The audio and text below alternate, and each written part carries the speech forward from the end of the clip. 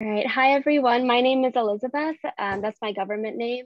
I go by Ellie, and I am a second-year graduate student at the Rockefeller University here in New York City. So if you hear ambulance noises, that's why. And I am a Frontiers in Aging and Regeneration Research alumnus. I was part of the 2018 cohort. And so really, I would love to share with you guys kind of my journey through research specifically, because aging has really been pretty foundational, even though I've diversified my research experiences. And so let me try this. There we go. Okay, so really this is kind of like a roadmap of where I've been and kind of where I am now. And so my very first research experience was in the Moore Lab at the University of Wisconsin-Madison, where I was an undergrad. And here in this lab, I did everything from working with embryonic stem cells to working with neural stem cells, to working with neurons, and directly programming. And so I'll be sharing more about my research there. And so I was an undergrad from 2016 to 2019. I graduated a year early so that I could do a postbac for a year to determine whether or not I could really do research full time. It's very different going from research kind of on the side when classes are at the forefront of your degree, right, to doing research full time. They're two very different things. And so I was a postbac from 2019 to 2020, which is when I became a graduate student. And so during this time, I wanted to dabble in other things, see what else is out there. And so to do that, I took part in the Frontiers in Aging Regeneration course, or FRARR, which is headed by Dr. Gerald Shatton. And there we did everything from working with C. elegans to iPSCs. And really we got a sense of the different realms of aging. It's a very diverse field, as you guys well know. And also that summer, I did a summer undergraduate research program at NYU. And there I did work with skin cancer. And so really trying to see what else is out there, what to pursue for my graduate studies. And so this all really culminated into where I am now, which is a PhD student at Rockefeller. I'm specifically in the lab of Elaine Fuchs. I'm still twinning, as you guys can see, with my lab mates. And so really I would love to share with you guys what I did throughout these experiences really, and where I am now, and really how all my experiences really came together. And so my major project as an undergrad and postbac that I've been working on for almost 5 years now, it's still an ongoing thing, but we're submitting soon. So fingers crossed on that. But my project really focused on spinal cord injury. And so spinal cord injury often leads to paralysis. And when we think about treatments that have been developed for spinal cord injury, they have often been derived from embryonic rodent studies. And these have, for the most part, unsuccessfully translated to the clinic. And the question is, why? Well, the hint is in bold. These studies were embryonic rodent studies. And so there are two components that may lead to this discrepancy. One of which being that these experiments, really, these hits were found in embryonic samples. Well, what is the average age of onset of spinal cord injury? It's 43 years old. And so really there's an age component that is missing from these historical studies and experiments. The second component is the rodent studies. And so there is a lack of homology between rodents and humans in terms of CNS regeneration, or central nervous system regeneration. And so really what my project wanted to do is address this problem, this discrepancy, by creating a human and age-specific model by which we could study injury, spinal cord injury. And so what I did for a lot of my undergrad was really developing this model. And so because human tissue is inaccessible, especially in our target demographic, right, which is like middle-aged, we had to think of another way to get tissue that is both age-specific and human-specific. And so to do this, we really took advantage of direct reprogramming technology. And so I'm sure a lot of you guys are familiar with traditional reprogramming technology, which is using the Yamanaka factors to reprogram somatic fibroblasts into induced pluripotent stem cells. And these induced pluripotent stem cells are very similar to embryonic stem cells, right? But again, we want an age-specific model. And so what we did is we used direct reprogramming, which instead of going through the embryonic phase, we are able to convert directly skin fibroblasts into neurons already, like without going back to the embryonic stage. And so with this technology, what we did is that we obtained the fibroblasts from different aged patients ranging from 8 gestational weeks, so this is fetal samples, to 72 years of age. And so we really got a huge spectrum. We have 12 ages all in between that range. And we subjected these neurons to injury, essentially. That was really the premise of my project.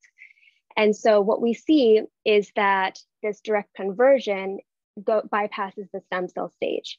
And so you guys may be familiar with fibroblast morphology, where we see this very flat, elongated, larger cellular morphology. These are fibroblasts that are very compacted.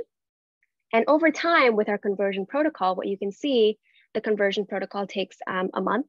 But what you can see is the development of these spherical, kind of like juicy, if that's a scientific term, cell bodies that are very reminiscent of neuronal cell bodies.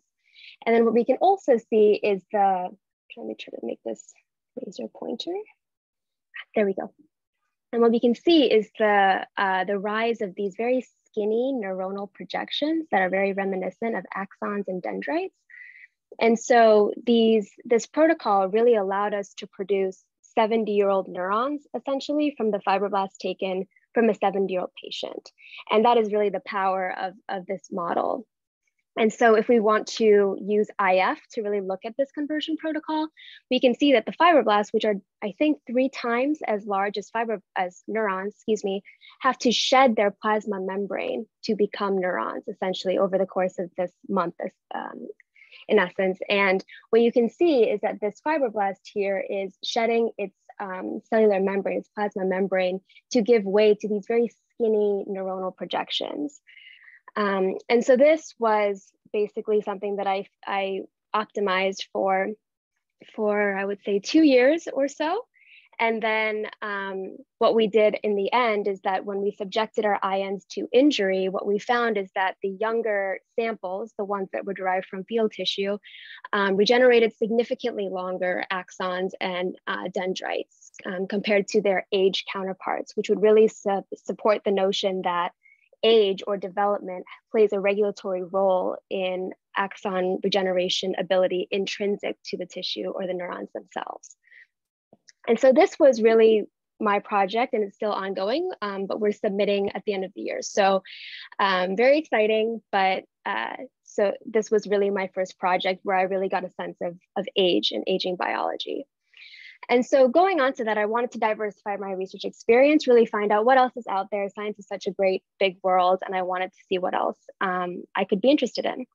And so within the Moore lab, I worked on neural stem cells, as I mentioned earlier, and we focused on neurogenesis specifically and different mechanisms by which neurogenesis occurs and its function or its ability actually decreases with age. And so this is something that we did in the Moore lab as well.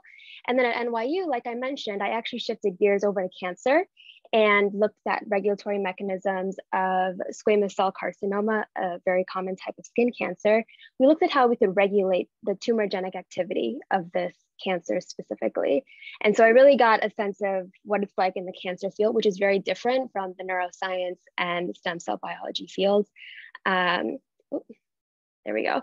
And then also at the same time, as I mentioned earlier in my roadmap, I participated in the 2018 Frontiers in Aging and Regeneration Research Training Program, where I really got to see how age is so involved in everything ranging from neurodegenerative diseases like Alzheimer's and Parkinson's to metabolism, obesity. And so I felt like I got a good sense of, what I wanted to do as a graduate student. And so if we think about the different fields that I got exposed to, whether it was cancer or stem cell biology, developmental biology, I wanted to see if I could synergize all of those different fields as a graduate student. And so one person that has really addressed questions lying at the intersection of those fields that I mentioned is Elaine Fuchs. And so Elaine Fuchs is a PI at Rockefeller University. And so one of my main motivations for pursuing my PhD at Rockefeller is to rotate in her lab. And so I really wanted to design a research project, a thesis research project that could really play to all of my experiences as an undergraduate and a postbac and a summer researcher, essentially. And so my thesis project, therefore, as a second year graduate student, it's still taking shape a little bit, but it really comes down to this question of skin cancer, and specifically, what is the greatest risk factor for skin cancer? It's age. According to the National Cancer Institute, age is the single greatest risk factor for cancer, specifically skin cancer. And so I wanted to ask, why is that? The prevailing hypothesis in the cancer field is that cancer is the result of increasing DNA mutations in the tissue. But I think that there is a novel perspective that we can take, which is perhaps that there is something about aged tissue specifically that makes it maybe more vulnerable to cancer, and perhaps it lacks mechanisms that protect against tumors. And so some preliminary data that I've collected since rotating earlier this year is that when you induce oncogenic mutations at early stages in life, you see their elimination. The oncogenic cells are actually eliminated by the tissue.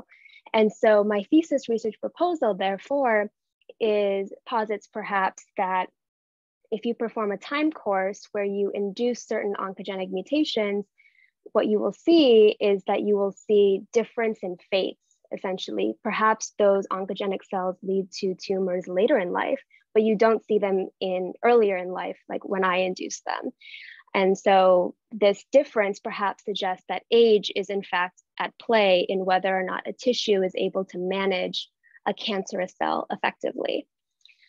And so really zooming out a little bit, all of my experiences really, I thought, was preparing me to become a principal investigator, a researcher. And so this path, though, got a little detoured, and it got detoured by the COVID-19 pandemic. I think with the COVID-19 pandemic, it wasn't handled in a way where the scientific community and the public were really connected in a sense. Like there was a lot of politicization of scientific information, a lot of dissemination of misinformation. And so what I really wanted to do when I entered graduate school is to bridge the gap between the scientific community and the public. And so I did this actually by co-founding a podcast called Politics Under the Microscope, which uses a scientific lens, a lot of scientific data to analyze societal and political issues. And so what we have done and addressed so far are topics such as vaccine hesitancy. We've addressed the biology underlying the COVID-19 vaccines and their distribution. We've addressed science diplomacy. I didn't even know that was a thing until very recently. Epidemiological modeling of diseases other than COVID, vaccine barriers faced by the deaf and hard of hearing. Scientific perspectives in Congress. We've actually interviewed a couple members of Congress, which was really rewarding. And also we give hot takes as well that more showcase our personality because it's a very educational podcast, right? And so this is not to say that I'm not still interested in becoming a principal investigator. I would love to keep all my options open, and I'm still a pretty young graduate student. And so I don't know what I want to do yet, but I think the need to make scientific information more accessible to the broader community is a need that I really wanted to address. And so that's what I have been doing in addition to my work at the lab bench. And so with that, I would just like to acknowledge all of the PIs that have mentored me throughout the years, Darcy Moore, Elaine Fuchs, Marcus Schober, Leslie Vosshall.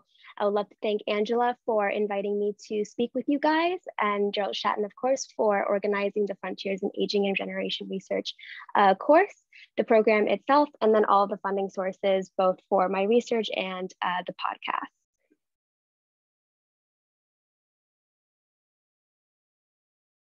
Thank you so